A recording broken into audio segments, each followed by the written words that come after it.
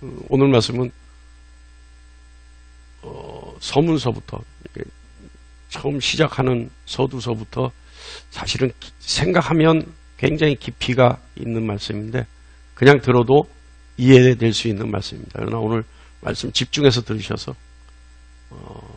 처음부터 왜 그런 예화가 나왔는지에 대해서 한번 깊이 있게 한번 한 주간 동안 생각해 보시기 바랍니다. 오늘 예화도 역시 성경에서 나와 있는 건데요. 우리가 아브라함에게 하나님이 이삭을 제물로 바치라는 말씀, 그 기사를 읽을 때 여러분 처음에 그 기사를 접할 때 어떤 심정이 드셨어요? 처음 기사를 접할 때 많은 사람들은 하나님 잔인하다. 그러니까 아들을 제물로 바치라니까 잔인하다. 또 하나님은 자기만 아는 이기적이신 분이다. 저 이런 얘기 많이 들었어요. 초신자들 상담하거나 이야기할 때 대화를 나눌 때 이런 얘기 많이 해요. 하나님 너무 잔인하지 않느냐. 아들을 줘놓고 아들을 다시 제물로 바치라는 건 너무 잔인하지 않느냐. 그러니까 그런 납득할 수 없는 명령에 그러니까 하나님이 그 말씀이 어떤 말씀인지는 이해하지 않고 그건 납득할 수 없는 명령이죠. 그러니까 납득할 수 없는 명령 하신 하나님이 중요한 것이 아니라 그런 납득할 수 없는 명령에 아무 말 없이 순종한 아브라함에게서 더 많은 관심과 교훈을 받으려고 해요. 그러니까 주로 그 말씀을 보면 아브라함의 순종에 대해서만 얘기해요. 하나님의 마음은 얘기 없어요. 그죠? 그런데 하나님의 명령의 참뜻과 하나님의 마음을 알게 되면 이삭을 제물로 바치라고 하는 그 사건 역시 아브라함에 대한 하나님의 참사랑인 것을 알 수 있습니다. 하나님이 아브라함에게 이삭을 왜 제물로 바치라고 하셨을까요? 그것은요, 아브라함 마음속에 있는 우상, 이삭이라고 하는 우상, 그 우상을 아브라함이 본인도 알 수 없는 사이에, 알지 못하는 사이에 이미 우상화시켜버렸다는 사실을 아브라함에게 인식시켜주기 위해서 하나님은 그와 같은 명령을 하신 거죠. 또 마음의 우상에 의해 속박되어 있는 아브라함에게 이삭이라고 하는 우상을 제거함으로써 진정한 자유를 누리게 하시려고 하나님은 아브라함에게 이삭을 제물로 바치라. 그렇게 명령하셨던 겁니다. 아브라함의 마음속에 이삭이라고 하는 우상에 대해 사단은요, 분명히 참소와 정죄를 끊이지 않았을 겁니다. 쉬지 않고 하나님께 참소했을 거예요. 그러니까 하나님이 아브라함을 마음껏 축복하고 싶으셔도 아브라함 마음속에 있는 그 우상 때문에 하나님이 어떻게 할 방법이 없는 거예요. 그러니까 하나님이 아브라함에게 내 마음속에 이삭이라고 하는 우상을 제거하라. 인식하라. 그래서 앞으로는 절대 거기에 속박되지 마라. 라고 하는 의미에서 하나님은 아브라함에게 이삭이라고 하는 아들을 제물로 바치게 했습니다. 결국은 이 모든 것은 그 사건을 기획하고 그 사건을 명령하신 하나님은 그 사건에 대해서 아브라함에게 교훈을 주기 위한 것이고 아브라함에게 복 주시기 위한 것이지 하나님에게는 어떠한 유익도 없었던 사건이죠. 근데 사람들은 그런 사건을 읽으면서 하나님의 깊이 있는 마음을 알지 못하면 하나님 잔인하다. 뭐라 그래요? 심지어는 이런 모순된 사건, 이런 이기적인 사건, 그리고 마치 고집불통, 심술 맞은 노인네 취급하면서 하나님을 그렇게 생각하지 않습니까? 그런데 그와 같은 사건 속에는 조금 전에 얘기했듯이 하나님의 깊은 사랑이 녹아 있었습니다. 자, 이 사건을 잘 생각해 놓으세요. 이 사건은 모순된 것 같고 이기적인 것 같죠. 그리고 잔인한 것 같죠. 자, 이 사건. 그리고 이 사건에는 아브라함에게는 유익이 있었어도 하나님께는 어떤 유익이 없었다라고 하는 것. 하나님의 명령에 의해서 아브라함이 순종했지만 그 명령이 우리에게는 이상하게 들렸을 수 있어도 그 명령은 사실 아브라함을 위한 명령이었다. 하나님께는 어떤 영광의 도움도 되지 않았고 하나님께는 어떤 유익도 되지 않았다. 머릿속에 잘 넣어놓으세요. 자, 오늘 본문 말씀은요, 두 부분으로 나눌 수 있어요. 그러니까 두 단락으로 나눌 수 있어요. 하나는 26절부터 27절 말씀이고 또 한 단락은 28절부터 35절 말씀입니다. 26절부터 27절 말씀의 주제는 주님의 제자가 되기 위해서 갖추어야 될 자격, 그러니까 주님이 제자가 되기 위해서는 갖춰야 될 조건이 있는데 그것이 무엇이다? 라고 하는 것을 주님 말씀하셨고 38절부터 35절의 두 번째 단락은 주님의 제자가 되기 위해 가져야 할 마음가짐에 대해서 말씀하셨습니다. 자, 우리가 먼저 들어야 될 것은, 함께 해야 될 것은 28절부터 35절 말씀, 그러니까 비유하셨는데 우리가 가져야 될, 제자들이라면 가져야 될 마음가짐에 대해서 비유로 말씀하셨는데 그 비유의 뜻이 무엇인가? 우리가 한번 나눠보죠. 첫 번째 비유는요, 망대를 세우려고 마음먹은 사람입니다. 이 망대를 세우려고 마음먹은 사람의 비유를 하시면서 주님 뭐라 그러시냐 하면 공사를 하려면 철저하게 계산해서 공사를 마무리할 때까지의 그 비용이 얼마가 드는지 알아야 된다. 그리고 그래야지만 자신이 가지고 있는 돈으로 그 공사를 마무리할 수 있는지 가늠할 수 있다. 만약에 공사를 마무리할 정도의 돈을 가지고 있다면 공사를 시작할 수 있지만 그 정도의 돈을 가지고 있지 못하면 시작하지 않는 것이 맞다. 그것이 옳다. 왜냐하면 중간에 공사를 멈추게 되면 많은 사람들로부터 조롱당하기 때문이다. 주님이 비유를 하신 거예요. 그러니까 계산해서 무슨 일을 하되 중도에 그치는 일을 하지 말고 끝까지 완성짓는 일을 해라. 이 말씀이에요. 두 번째 비유는요, 침략당하는 한 나라의 왕에 대한 비유인데요. 어떤 왕이 있는데 상대 군사는 2만 명이 되고 자신의 군사는 10,000명뿐이 안 되는 거예요. 그런데 현명한 왕이라면 자신에게 있는 10,000명의 군사가 적의 2만 명을 이길 수 있을까 없을까 숙고해야 되는 거죠. 철저하게 계산하고 작전을 짜고 해서 내 군사의 10,000명이 적군의 2만 명을 능히 무찌를 수 있다면 전쟁을 벌리는 거죠. 그런데 만약에 현실적으로 이길 수 없는 전쟁이라면 침략당하기 전에 빨리 평화조약을 맺는 것이 현명한 왕의 일이라는 겁니다. 그렇지 못하면 어떻게 되죠? 멸망당하고 마는 거예요. 자, 첫 번째 비유는요, 자신의 의지로 시작하는 일이고 두 번째 비유는 자신의 의지와는 상관없이 환경적으로 일어나는 일입니다. 자, 이게 주님의 제자가 되기 위한 마음가짐에 대한 비유예요.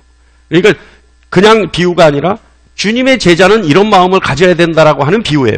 그거를 머리에 염두에 두고 들으셔야 돼요.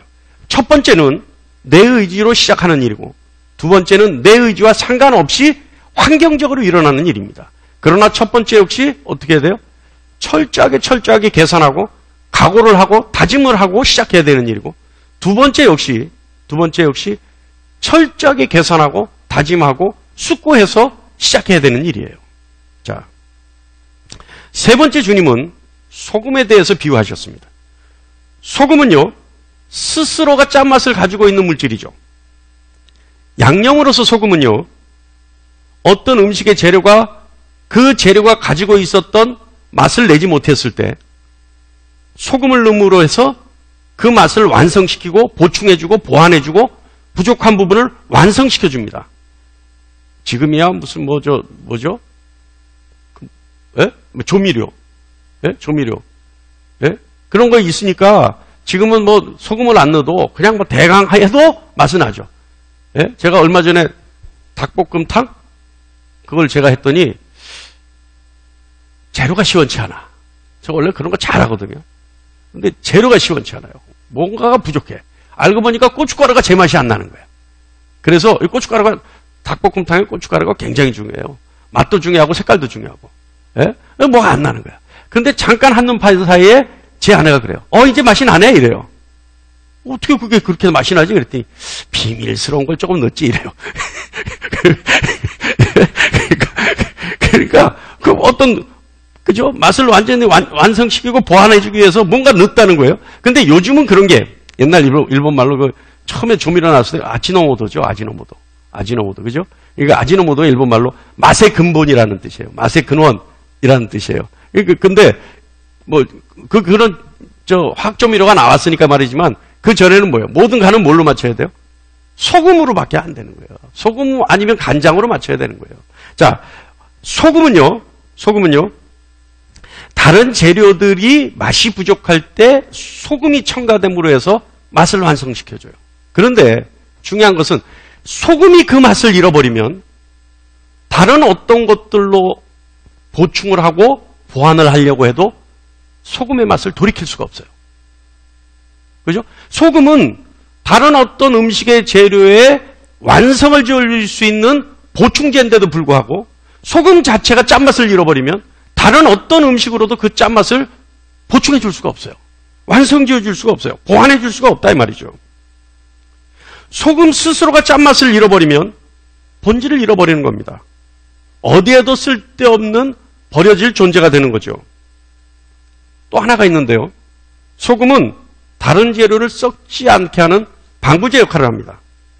그런데 소금이 짠맛을 잃어서 그 방부제의 역할을 하지 못하면 소금으로서 가치가 있나요? 소금 자체가 방부제 역할을 할 수 없게 된다면 그 역시 버려질 수밖에 없는 물질이죠. 그런 존재죠. 자, 이 비유를 정리해보면 중간에 포기하는 것이 아니라 끝까지 완성되어야 하는 것이다. 첫 번째 망대에서요. 두 번째는 전쟁에서 즉흥적으로 기분에 따라 하는 것이 아니라 다시 말하면 객기를 부리고 결정하는 것이 아니라 철저하고 그리고 가장 유익한 것을 생각하고 결정해야 되는 것이다. 세 번째는요. 소금의 비유입니다. 본질의 것은 변할 수 없는 것이고 타협할 수 없는 것이고 그 본질의 맛을 끝까지 보존해야 쓰임받을 수 있는 것이다. 자, 이것이 세 가지 비유의 교훈입니다. 자, 그러면 주님이 이 비유 말씀을 왜 하셨을까요? 아까 우리 얘기했죠? 이거는요, 주님이 제자들이 되고자 하는 사람들에 대한 마음가짐이라고 얘기했습니다. 주님의 제자들은요, 그 제자의 길을 가고자 한다면 중간에 포기하는 것이 아니고 끝까지 따라가야 한다는 것. 그래야 가치가 있는 것이고 완성 지을 수 있는 것이라는 거죠. 그리고 주님이 제자가 되고자 하는 것은 즉흥적인 기분에 의해서 객기로 따라가려는 것이 아니라 주님의 제자의 길은 본질을 지키고 변함없고 타협하지 않는 꾸준히 따라가서 완성지어야 되는 길이다 라는 거죠. 그리고 주님 말씀하십니다. 귀 있는 자는 들을지어다. 자, 여러분 27절로 28절 말씀인데요. 그 다음은 이제 그 비유에 주님의 제자들의 마음가짐에 대한 비유의 말씀을 하셨고 역으로 가면 이제 제자들의 조건, 자격에 대해서 주님이 말씀하셨어요. 자, 우리 26절, 27절 다 같이 한번 읽어볼까요? 시작. 무릇 내게 오는 자가 자기 부모와 처자와 형제와 자매와 더욱이 자기 목숨까지 미워하지 아니하면 능히 내 제자가 되지 못하고 누구든지 자기 십자가를 지고 나를 따르지 않는 자도 능히 내 제자가 되지 못하리라. 자, 이제 제자의 주님을 따르는 자의 조건과 자격에 대해서 말씀하셔요. 근데 27절 말씀은 다음 주에 할게요. 오늘 26절 말씀만 가지고 할게요. 자, 26절 말씀을 보면 물은 내게 오는 자가, 다시 말하면 예수님의 제자가 되고자 각오하는 자가, 마음먹은 자가 뭐 하지 아니하면 능히 내 제자가 되지 못하리라. 이렇게 말씀하시는 거예요. 근데 그 뭐가 뭐냐면 주님의 제자가 되고자 하는 자가 무엇을 해야 되냐면 자기 부모와 처와 형제와 자매와 더욱이 자기 목숨까지 미워하지 아니하면 내 제자가 되지 못한다. 그리고 27절은 다음 주 하기로 한 말씀은 뭐예요? 자기 십자가를 지고 나를 따르지 않는 자도 내 제자가 되지 못한다. 자, 오늘은 미워하지 않는 자. 26절 말씀 보면요. 혈연이라고 하는 사랑의 대상을 이야기합니다. 이 혈연요. 끊을래야 끊을 수 없는 거죠. 왼수 같아도 끊을 수 없는. 옛날에 아버지들이 어머니들이 제일 많은 거짓말이 있었어요. 호적에서 판다. 근데 절대 안 파져요. 그건 혈연은 어떻게든 안 돼. 여러분 옛날에 그 왜죠? 80년대 우리 이상가족 찾기 보셨어요? 예? 야, 어쩌면 수십 년 동안을 전혀 다른 환경에 살았는데 자기네들끼리는 말을 맞춰보려고 하는데 우린 보면 알죠. 아, 저 사람 맞아. 그죠? 그만큼 혈연이라고 하는 것은요. 무서운 거예요. 이거는 끊을래야 끊을 수 없는 거예요. 그러니까 아까 우리가 아브라함과 이삭의 얘기를 들었던 것처럼 혈연이라고 하는 사랑의 대상은 이거는 우상이 되기가 쉬워요. 그리고 이거는 마음속에 우상이 특히 처자에 대해서는 하나님 앞에 철저하게 우상이 되기 가장 쉬운 존재가 혈연이죠. 자, 그거는 우리가 인정할 수 있어요. 주님 말씀이 무슨 뜻인지 알겠어요. 혈연이 우상이 되기를 두려워하라. 그러니까 혈연이 우상이 되지 않도록 미워할 정도로 철저하게 구분해라. 이 뜻이란 말이에요. 그런데 그건 다 이해하겠는데 아브라함의 사건만 보더라도 무슨 뜻인지 알겠는데 자 그러면 자기 목숨까지 미워하지 아니하면 주님의 제자가 될 수 없다. 여러분 이거 어떤 걸까요? 이건 뭐 저 여담입니다만 오늘 우리 2부 예배만 하니까 여담입니다만 여러분 자살이라고 하는 거 어떻게 생각하세요? 자살은 가합니까? 어떤 목사님 제가 이 자리에서 말은 이름은 얘기 못 하겠는데 어떤 목사님 자살도 구원이 있다 얘기하더라고요. 네. 물론 뭐 구원은 하나님 뜻에 있는 거니까 하나님 권한에 속해 있는 거니까 그런 의미라면 제가 이해합니다만은 구원도 자살도 구원이 있다. 있어요? 구원은 왜 자살은 왜 구원이 없어요? 여러분 한번 그걸 한번 신앙적으로 한번 생각해 보세요. 무턱대고 아니다라고 하지 말고 왜 없을까요? 왜 안 될까요? 그거는 자살이라고 하는 걸 왜 하나님이 용납하지 못할까요? 예? 자살은요 철저한 자기 고집입니다. 철저한 불순종이죠.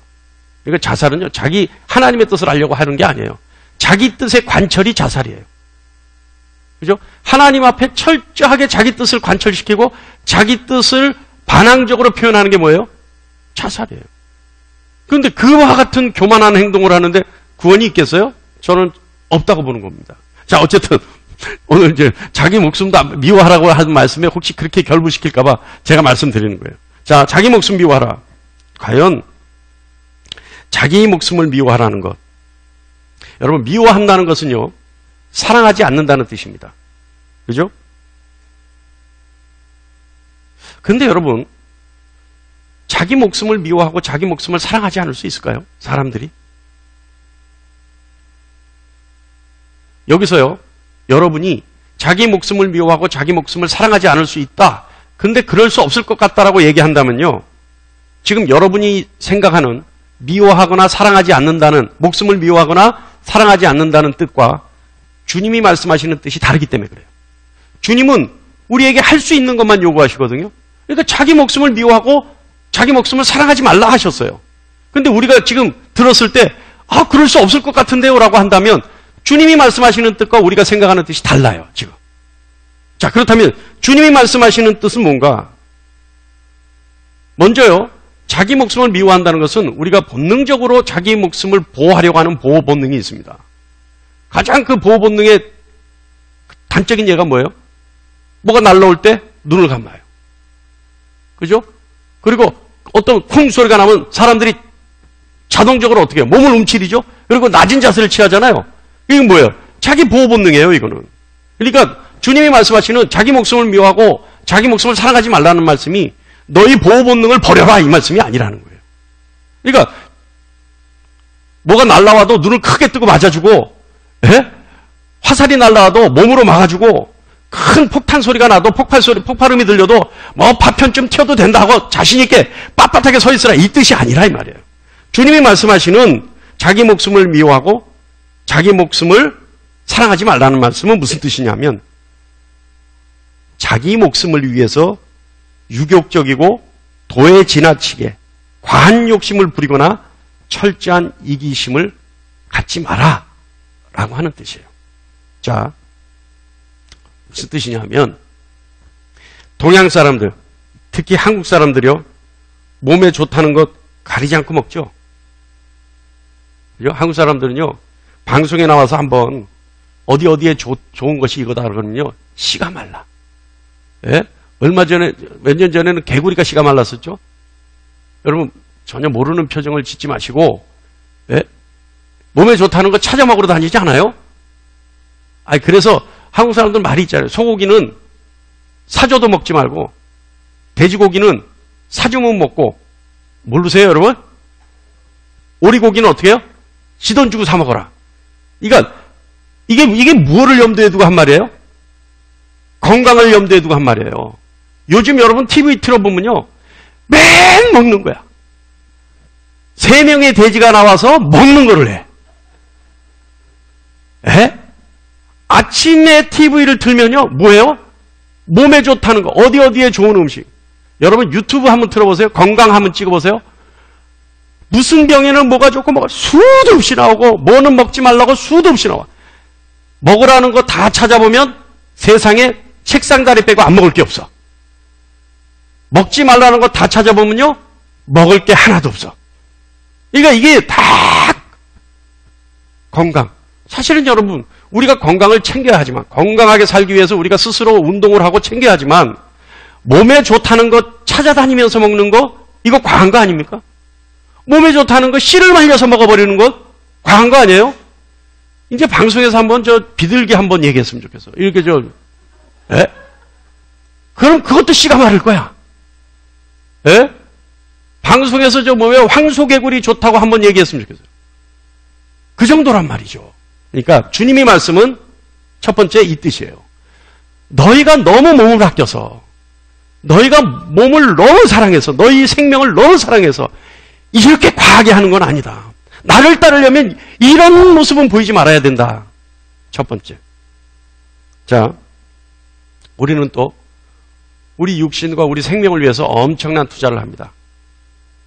그죠? 투자해요, 안 해요? 집에 명품 가방 하나도 없다. 손. 내가 신방 갑니다. 예? 하나쯤은 가지고 있어. 뭐든지 하나쯤은 가지고 있어. 이게요, 사실은 내가 절제하려고 안 갖는 게 아니라 여유가 안 되니까 안 갖는 거예요. 여유만 되면 2개고 3개고 어떻게 해요? 일 벌리죠? 그죠? 그러니까 이거란 말이에요. 이거는요, 형평만 되면, 여유만 되면 할 수 있는 게, 나를 위해서 할 수 있는 게 무궁무진하게 현대사회는 널려 있어요. 그죠? 그러니까 여러분 지난 금요일 날도 제가 얘기했죠. 사람에 따라서 싸구려를 입어도 멋지게 보일 때가 있어요. 예? 제가 이 시계를 차고 있는데 이걸 차고 있으니까 사람들이 시계만 봐요. 내가 뭐 이렇게 손을 한번 어떻게 하면 시계를 따라서 이렇게 눈을 머리가 돌아가. 예? 제가 차면 다 좋은가 봐요. 제가 하고 있으면 다 좋은가 봐. 근데 이거 5만 원짜리예요. 이게 무슨 시계죠? 빌 게이츠 시계라는 거예요. 카시오에서 나온 5만 원짜리 시계예요. 근데 사람들이 내가 차고 있으면 다 좋아. 사람에 따라서 뭐예요? 명품이 되고 가품이 되고 이게 결정나는 거예요. 여러분은 명품이에요. 여러분 스스로가 명품이에요. 그러니까 여러분 스스로가 명품인데 굳이 내 목숨을 위해서 계속 치장하려고 내 몸을 위해서 뭔가 더 하려고 할 필요가 없다 이 말이죠. 할렐루야. 그러니까 주님이 경고하시는 게 그거예요. 네 목숨을 위해서 그렇게 악착같이 좋은 것만 먹으려 하지 말고 쉽게 얘기하면 네 몸을 위해서 그렇게 치장하려고 노력하지 마라. 그러면서 이걸 뭐라고 하시냐면 이것이 과하면 철저한 이기주의가 된다는 거예요. 철저한 이기주의. 요즘 코로나19 예? 벌써 뭐예요? 우리 성도님들 중에 지금 94%짜리 마스크 못하고 70%, 80%짜리 마스크 하는 분들이 있어요. 이거 왜 그러는 거예요? 살래도 없어, 마스크가. 그죠? 마스크가 살래도 없는 거예요. 이게 뭐예요? 철저하게 사재기 하는 거예요. 대한민국에 이런 거 하나 못 만들 나라입니까? 그런데요, 나오는 족족 사재기 하는 거예요. 이게 뭐예요? 철저한 이기주의. 또, 우리가 이번 이 코로나 사건을 보면서 우리가, 지역 이기주의가 얼마나 강한지 알죠? 처음에 우한에서 우리 교포들 들어온다 할 때 피켓 들고 말렸어요, 사람들이. 그죠? 우리 지역은 자기 지역으로 오면 그 지역에 이 바이러스가 퍼질 것 같으니까 우려되니까. 물론 우려되는 건 이해가 갑니다. 이해가 가지만 그거를 악착같이 못 오게 그리고 옆 동네를 가라고. 우리 동네 못 오면 옆 동네 가야죠. 그러면 우리는 괜찮고 너희는 괜찮고 우리는 안 된다고 하는 건 이건 뭐예요? 철저한 이기주의예요. 철저한 이기주의. 그러니까 주님이 말씀하시는 이 아까 얘기했던 3가지. 그죠?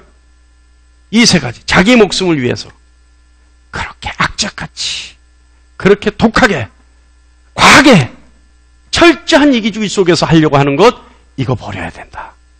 할렐루야. 할렐루야. 사실요. 여러분 목숨을 사랑한다, 자기를 사랑한다라고 하는 것, 어떤 사랑이라고 하는 건요, 그 대상의 마음을 두고 집착하는 것이고 결국 그 사랑의 대상의 볼모가 될 수 있다는 것을 말합니다. 여러분 생각해 보세요.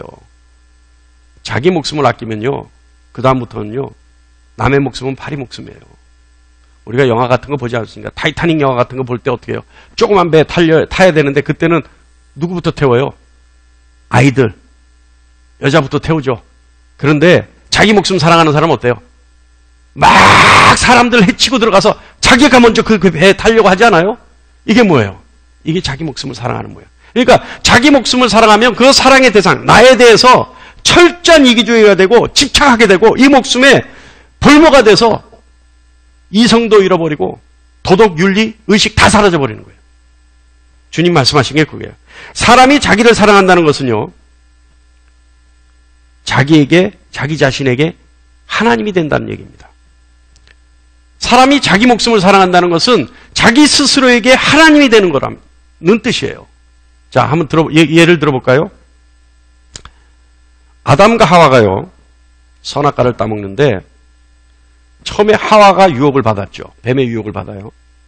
하와가 선악과를 먹으면서 선악과를 먹으면 하와가 뱀의 유혹에 의하면 선악과를 먹으면 하나님과 같이 될 것이라는 뱀의 말을 듣고 그리고 나서 선악과를 보는 순간 자기 자신을 위해서 자기 목숨을 위해 먹음직도 하고 보암직도 하고 지혜롭게 할 만큼 탐스럽게 보여요. 그전까지는 그렇게 안 보였는데 뱀이 하와를 유혹하는 거예요. 네가 그것을 먹는 날에 네가 하나님과 같이 될 거야 라고 했어요. 네가 그것을 먹는 날에 너희 눈이 밝아져 네가 하나님과 같이 될 거야. 근데 하와가요, 그 말을 듣고 내 목숨이 나라는 존재가 하나님과 같이 된다라고 사는 생각이 드니까 이제껏 그렇게 보이지 않았던 선악과가 나를 위해서는 먹음직도 하고 보암직도 하고 지혜롭게 할 만큼 탐스럽게 보인 거예요. 나를 위해서는 절대 먹으면 안 되는 하나님의 명령의 선악과가 먹음직하게 보인다니까요. 절대 먹으면 안 되는, 먹으면 정령 죽으리라고 하는 독 같은 존재가 나를 위해서는 능히 먹어도 되는 것처럼 보인다니까요. 이해하십니까? 자기 자신을 위해 먹어치워버려요, 선악과를. 하나님과 같이 동행하며 하나님만을 사랑했고 하나님과 함께 있는 것만으로도 부족함이 없었던, 모든 것이 좋겠던 아담과 하와가요, 뱀이 선악과를 먹으면 하나님과 같이 된다고 하자 자기 스스로가 하나님이 되고자 자기 자신을 위해 결국 선악과를 먹고 마는 겁니다. 그래서 자기 스스로를 사랑하게 되고 자기 목숨을 사랑하게 되는 겁니다. 아담과 하와가요, 자기 스스로의 목숨을 사랑하고 자기 스스로를 사랑하게 되자 어떻게 해요? 이제까지의 모습을 버리고 나무 잎을 꺾어서 자기 몸을 가리는 존재가 돼요. 이 결국 뭐예요? 자기 목숨을 위해, 자기를 위해. 사람이요, 자기 자신을 사랑한 결과 우리가 지지난주 했던 것처럼 잘 알다시피 육신의 정욕과 안목의 정욕과 이생의 자랑이라는 세상 것에 스스로가 사로잡히게 되는 겁니다. 사랑하는 성도 여러분, 인간에게는 한계가 있어요. 인간이 그릇이라고 한다면요, 그 그릇의 크기는 정해져 있단 말입니다. 만약 그 그릇에 사랑을 담아야 하는데 자기 자신을 위한 사랑만 담아버리면 그 그릇에 주님에 대한 사랑을 담을 장소가 없어요. 공간이 없어요. 근데 반대로 자기 목숨을 사랑하던 그 그릇을 완전히 비워버리고 그 빈 그릇에 주님에 대한 사랑을 담을 수 있다면 자기 자신에 대한 사랑은 버려버려야 되겠죠. 버리는 만큼 주님에 대한 사랑을 담을 수 있겠죠. 할렐루야. 나의 그릇에 나에 대한 사랑을 버릴 줄 아는 용기 있는 여러분 되시기를 간절히 축원합니다. 그리고 그 빈 공간에 주님에 대한 사랑을 담을 수 있는 여러분 되시기를 간절히 바랍니다. 그럼 여기서 또 질문이 있어요. 왜 그래야 되느냐? 아니, 그러면 왜 그래야 돼요? 나에 대한 사랑을 좀 가지고 있으면 안 됩니까? 아니, 꼭 주님에 대한 사랑을 담아야 합니까? 왜 나에 대한 사랑은 버리고 주님에 대한 사랑을 담아야 합니까? 질문이 있을 수 있죠.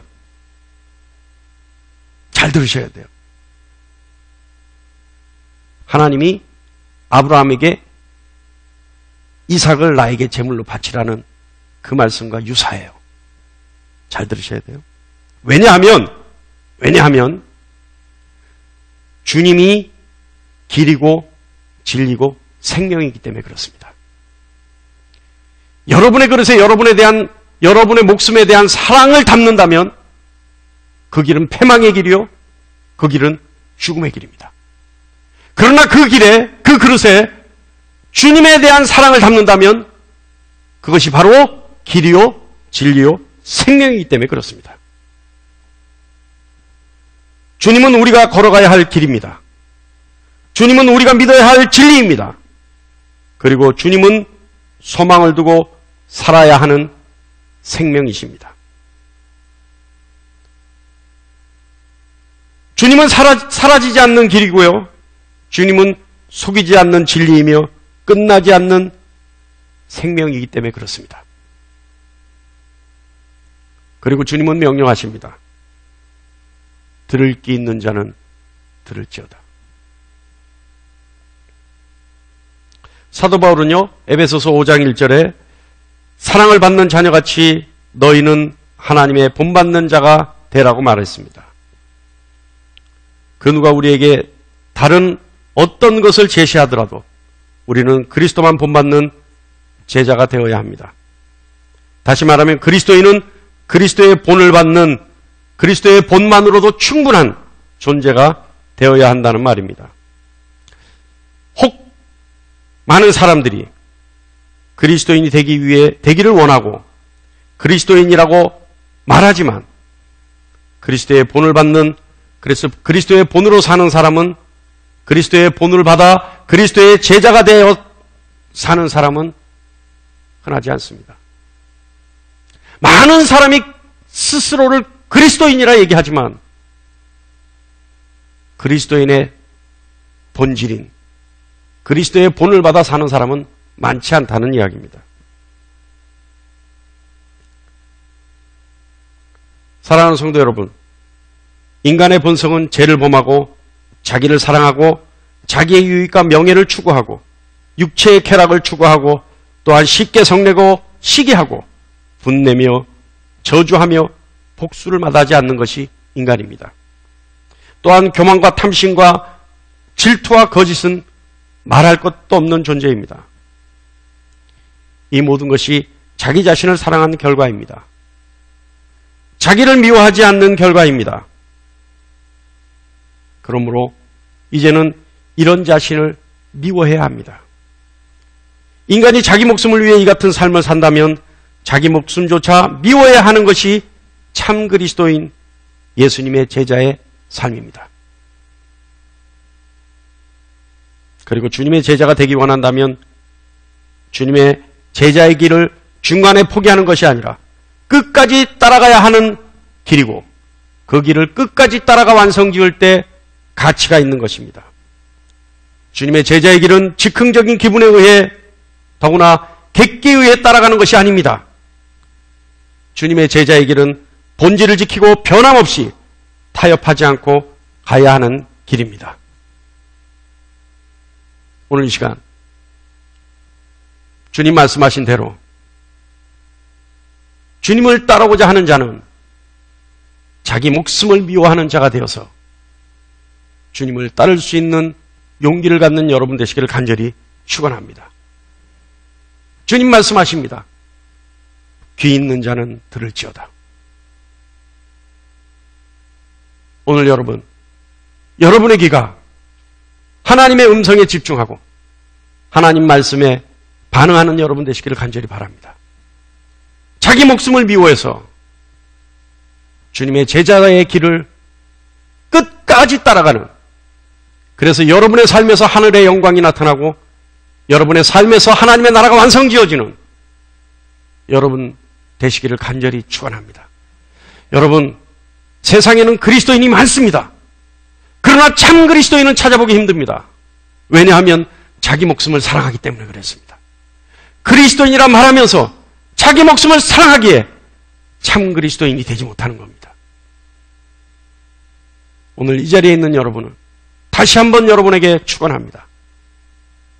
여러분 스스로의 목숨을 미워해서 참 그리스도인으로서 예수님의 본을 끝까지 쫓아갈 수 있는 여러분 되시기를 간절히 축원합니다.